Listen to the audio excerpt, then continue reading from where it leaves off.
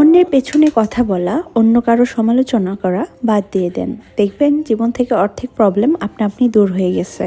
কারো কোনো কাজকে যদি সাপোর্ট করতে না পারেন তাহলে নেগেটিভিটি ছড়াবেন না, ইগনোর করতে শিখেন। বাট আপনি তার সব কিছু ফলো করবেন আবার তার পিছনে কথা বলবেন, এটা কেমন কথা? এটা তো ঠিক না, তাই না? আর বাংলাদেশের মানুষদের মধ্যে এরকম টেন্ডেন্সি এখন খুবই দেখা যায়। তারা মানুষের পিছে কথা বলতে বেশি ভালোবাসে, নেগেটিভিটি ছড়াতে বেশি ভালোবাসে।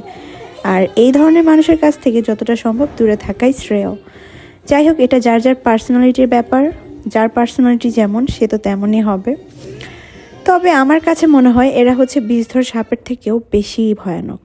তোমার ক্ষতি কখন কোন দিক দিয়ে করবে তুমি বুঝতেও পারবে না। যাই হোক, গত রাতে আমার হঠাৎ করে একটু ঝাল ঝাল করে বেগুন ভাজি খেতে ইচ্ছে করছিল। এটা হচ্ছে আমার ওয়ান অফ কমফোর্ট ফুড। আমি যখন কোনো কিছু খেতে পারি না বা ইচ্ছে করে না তখন আমি এটা বানিয়ে ফেলি। অ্যান্ড সাথে হচ্ছে ঝাল ঝাল করে একটু আলু ভর্তা। খুবই ভালো লাগে, দুটো একসাথে মিক্স করে খেতে আমার কাছে একটা অন্যরকমের ভালো লাগা কাজ করে। অ্যান্ড আমার হাজব্যান্ডও খুবই পছন্দ করে। তো সুন্দর করে বেগুন কেটে সুন্দর করে এগুলো ভেজে নিয়েছি।